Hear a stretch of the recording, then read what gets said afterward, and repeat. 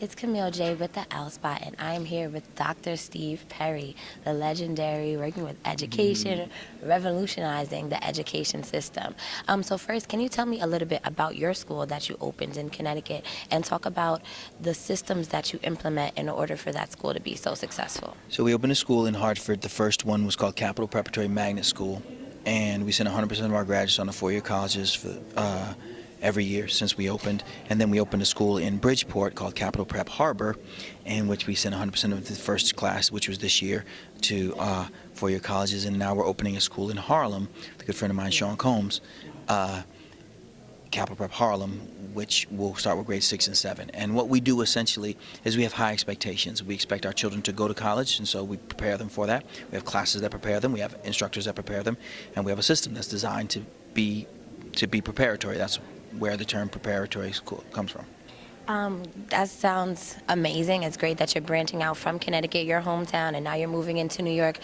Being an educator in the New York school system, I do see this happen every day, that students fall a victim to the system. They live in bad neighborhoods. Their parents are not getting involved.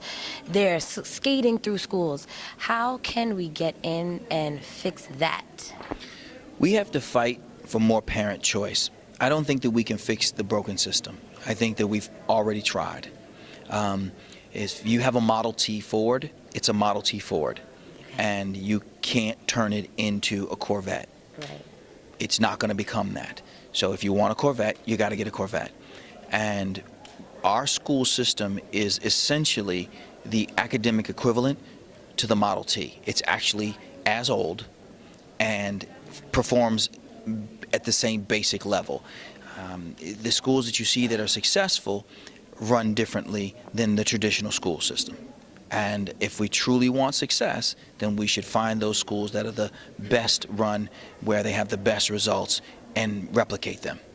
Thank you. That does sound very true. We just need to have a whole new system. My last question would be, what advice do you have to young inner city children and students that feel that they can't get out or they can't make it as something in life? Where you start in life is not how a life is determined, the quality of a life. It's where you finish. And every single circumstance that you are in, somebody has made it out of and gone very far. The biggest prison that we can put our children in is a mental prison. And when we can free their minds, their bodies will follow. That's not me, that's Woodson. And for so long, our children have been led to believe that they are supposed to be in the back door, that they've bought into the white supremacy, that they are not as intelligent, and that these other kids just came out better. And they're wrong. Our kids are as beautiful and as capable as any other children that's ever been born in any generation anywhere on earth. I put our kids against anybody once they're given the same opportunities. Definitely. Inspired by this black experience, celebrating black success, celebrating us as a community, seeing how we can take an idea as simple as a magazine and turn it into an event that brings a $500,000 to us, half a million people to a city every year. It's exciting because what it also does is it shows us that across industries we're succeeding. We're not just succeeding in entertainment, but we're succeeding in education. You see some pastors who are here, you see business owners and people who want to open businesses, you see people who want to start their own media, and the like. So it's exciting for me. I want to do what I can to answer whatever questions you have. I'm here with BJ, the Chicago kid, who is getting ready to hit the stage tomorrow. Tell me about that. I'm excited to hit the stage tomorrow at Essence Fest. As an R&B solo artist, this is like one of the things off of our list to let us know that we at least making some kind of imprint on the industry. So I'm honored. I love it. And how do you're a very instrumental, musical, production, lyrical, how do you blend all that together when you're making your music? Just being myself, naturally being myself. Somehow it always gets in that blender and get it chopped up. So I'm with it. I love how it turns out. And I know you're prepping for your tour, so tell me about that. What can fans expect when they see you out here? Another level. This definitely is a historic time for us, so we want to continue to make it. So that's where we at with it. Thank you. And I understand the block very well, and having that mentality and having that understanding and having those roots in my life, I feel like it's always been a level of temptation that is greater. My mom said the only times that you tempted is when you're about to, reach something that's another level. So I guess I'm always tempted because I'm always trying to climb higher. But the song is very true. She says she want to drink, do drugs, and have sex tonight.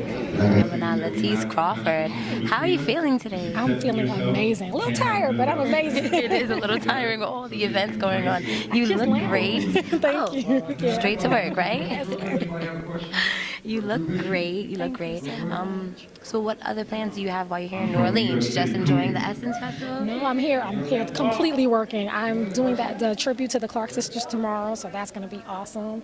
And just doing a lot of interviews and a lot of, interacting and mingling, promoting this project, Diary of a Church Girl. Yeah. So tell us a little bit about the project and how it got inspired. What was the driving force behind it?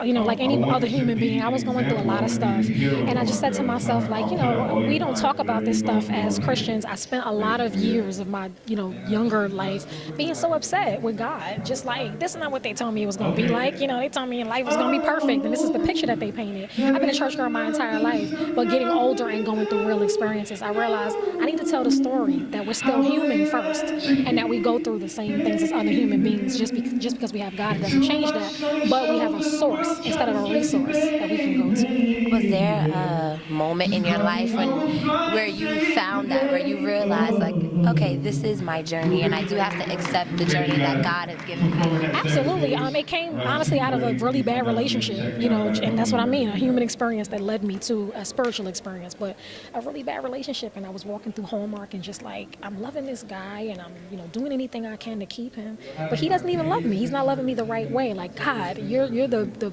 constant thing that's been in my life that's never left. Why can't I love you like that? Why can't I love you better? If I could just love you an inkling of the amount that I love him and treat you like a real relationship, not religion, but a relationship with you. And that's honestly, like I said, I was really grown in church my whole life, claiming to be saved and everything, but that's when I really found God. That's cool. I never thought of it like that, to have it as your own real relationship. That's really good. So can you tell us, what is one of your things that stand out about the project, or one of your favorite things off this album? I definitely think the title of it stands out. I think it intrigues people to say Diary of a Church Girl. What's that about? They think I'm gonna be, talking about some crazy stuff. And I'm like, no, what's in that diary?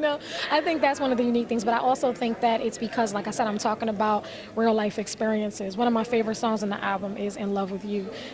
Like I said, that's the song that I wrote based on the experience of me walking through Hallmark and looking for that card. So yeah. That's so cool. Well, it was a pleasure. Thank you so much. I loved your little singing that you did thank you. earlier. Would you mind singing a little something really quick? Sure, I don't know what I can sing. Let me see. I'll sing a little bit of In Love With You. Okay. It's hard to do without music. Let me see. Got butterflies in the pit of my soul. Wake up early in the morning just to be close to you. And if I had hair, it'd probably be curly, 'cause I'm coiled up and tangled up and wrapped up in you. Gotta catch my breath because your presence gets me to running. I can't help myself. Thank you so much. Can you tell us where everyone can find this project that you have? You can find it on all digital outlets, and there are some Walmarts that you can find it in too. Just do a search, Latice Crawford, Diary of a Church Girl. Thank you so much for speaking with us. It was a pleasure. It's Camille Jay with the L Spot. Catch you guys later.